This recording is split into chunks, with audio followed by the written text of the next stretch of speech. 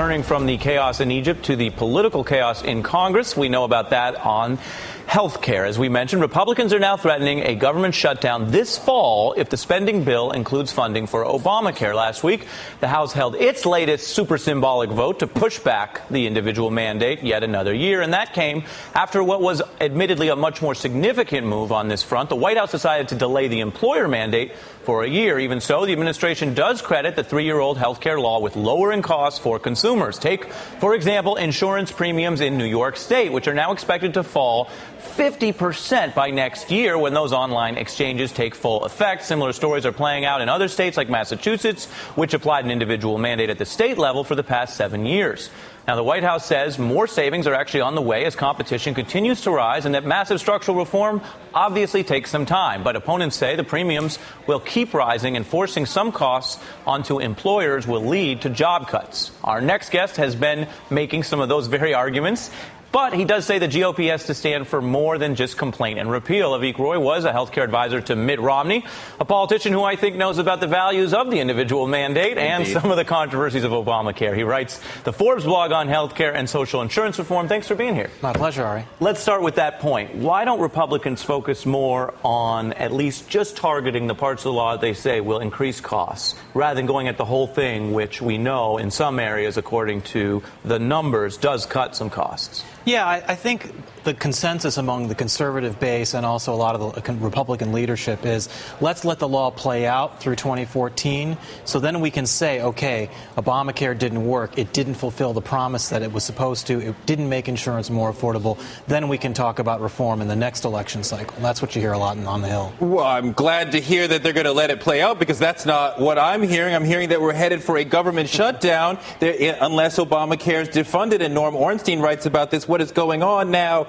to sabotage Obamacare is not treasonous, but it's just sharply beneath any reasonable standard of elected officials with the fiduciary responsibility of governing. He calls it contemptible. Many people have banged the same gong. Come on, what's going on here? Well, that letter in the Senate that Mike Lee has led, Mike Lee, the senator from Utah, 12 senators are on board with that. But there have been others who said in pretty strong language they don't like it. Tom Coburn said that.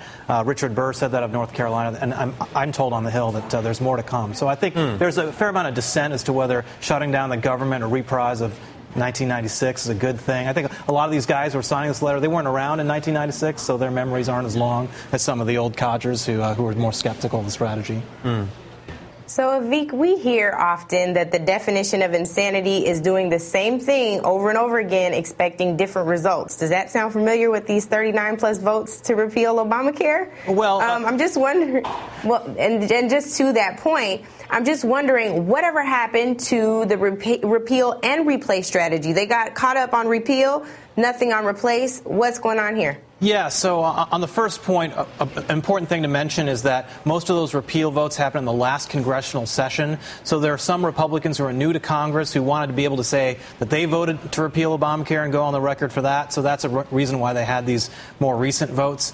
But I agree with you. I think that Republicans will fail to repeal the law if they ever succeed, if they don't have a compelling replacement strategy. And I think the challenge is that actually the people who are most passionate about repeal are the people who are least passionate about replace sometimes. So I think that's some of the asymmetry that you see. Before we let you go, just on a more personal note, you work for Mitt Romney. He was all over the place on this issue. I like the old Mitt Romney. Some people like the new Mitt Romney. That's what's great about America. We have these debates.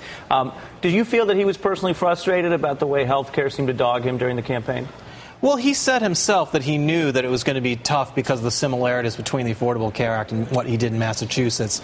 And it's hard to explain. There are meaningful differences between a state-level reform and a federal reform. Sure. If you do a federal reform, you want to address Medicaid. You want to address Medicare. Sure. You want to address the employer tax exclusion that ties people to insurance to the workplace. You can't do that at the state level. So I think on some level he got a bad rap in that regard.